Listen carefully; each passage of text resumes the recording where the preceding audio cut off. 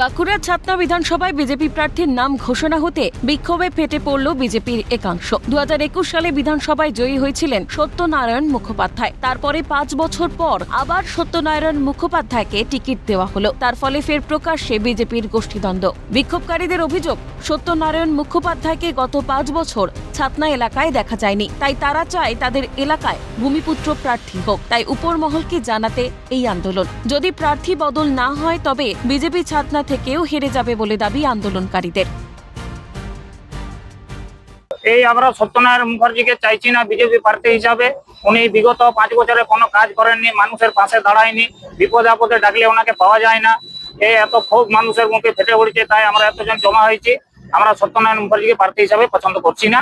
BJP উপর মহলে আমরা জানাতে চাই যে প্রার্থীটা খুব শীঘ্রই যদি চেঞ্জ করা যায় খুবই ভালো হয়, নাহলে ছাতনা সিটটা কিন্তু বিজেপি হেরে যাবে। ছাতনা সিটটা বিজেপি জিতা সিট। এই জন্য আমরা উপর মহলের কাছে আবেদন যে যিনি উপর মহলের লোক আছেন ইমিডিয়েট সত্যনারায়ণ মুখার্জিকে চেঞ্জ করা হয়। আমরা লোকাল প্রার্থী চাইছি ভূমিপুত্র হিসেবে, যে পাশে মানুষের বিপদে আপদে দাঁড়াবে, যাকে সময়ে সময় পাওয়া যাবে, মানুষের কাজ করবে। কি গ্রামে গঞ্জে ঘুরে দেখুন, তার বিরুদ্ধে এত মানুষের ক্ষোভ। এবং আমাদের এই ছাতনা বিধানসভা বিজেপির সিট কনফার্ম, এখানে বিজেপি জিতে আছে।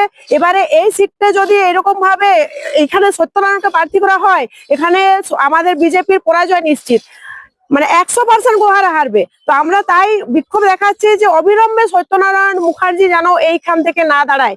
উপরতলায় আমরা ওই জন্যই দাবি জানাচ্ছি যে ওনাকে একটু ভেবে দেখুক, উপরের থেকে সবাই চিন্তা ভাবনা করুক যেন এই পদ ওনাকে এখানে না দেওয়া হয়। আমরা চাইছি ছাতনায় যে এমএলএ ক্যান্ডিডেট হবেন উনি যেন ভূমিপুত্র হন। আমরা চাই আমাদের কাছের মানুষ, কাজের মানুষ, যে সবসময় মানুষের বিপদে আপদে পাশে থাকবে, যাকে ডাকলে আমরা সবসময় পাবো, সেই রকম আমরা বিধায়ক চাইছি। সত্যনারায়ণ মুখোপাধ্যায় বাইরের প্রার্থী, বাইরের লোক, বহিরাগত বলে দাবি করলেন বিক্ষোভকারীরা। আর তার জন্য উপর মহলকে জানানো হচ্ছে সত্যনারায়ণ বাবুকে ইমিডিয়েট হাঁটানো হোক এবং আমাদের ছাতনার লোকাল ক্যান্ডিডেট ছাতনার ভূমিপুত্রকে দেওয়া হোক, যাকে ডাকলে আমরা সবসময় কাছে পাবো, সময়ে দিনে রাতে ডাকলে পাবো, তার কাছে দেখা করতে পারবো। সত্যনারায়ণ বাবু তো দেখা পাত্তাই নেই, ওনাকে দেখা করতে গেলে গঙ্গাজল ঘাটি যেতে হবে।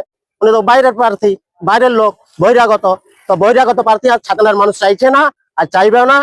সেই জন্য বলছি ইমিডিয়েট সত্যনারায়ণ বাবুকে হাঁটানো হোক। তৃণমূলের দাবি, ছাতনা বিধানসভায় বিজেপি গোষ্ঠীদ্বন্দ্বে জর্জরিত। তারা আরো বলেন, ছাতনা সিট বিজেপি হেরে গেছে, তৃণমূল জিতবে সে যেই প্রার্থী হোক না কেন। কিন্তু ওদের তো অনেকগুলো গোষ্ঠী, ওরা ছাতনাতে গোষ্ঠীতে জর্জরিত। তো কোনো গোষ্ঠী ওদের বিক্ষোভ দেখাতে পারে। আজকে ছাতনা দুবরাজপুরে গোষ্ঠী এরা দেখাচ্ছে, একটু পরে লোহাগড়ে দেখাবে, কমলপুরে দেখাবে। ওরা হেরে গেছে, ছাতনার সিট বিজেপি হেরে গেছে, সেটা সকলেই জেনে গেছে। ওরা কি করলো না করলো ওদের দলের ব্যাপার, আমাদের কিছু দেখার দরকার নেই। আমরা জিতছি, সাথে তৃণমূল কংগ্রেস জিতছি। কেন এলাকায় বহিরাগত প্রার্থী দেওয়া হলো? সোমবার ছাতনার বিভিন্ন এলাকায় প্রার্থী ঘোষণার আগে প্রার্থীর নামে পোস্টারিং দেখা গিয়েছিল। তবে কি প্রকাশ্যে বিজেপির গোষ্ঠীদ্বন্দ্ব? ছাতনা থেকে স্বরূপ রায় রিপোর্ট, ক্যালকাটা নিউজ।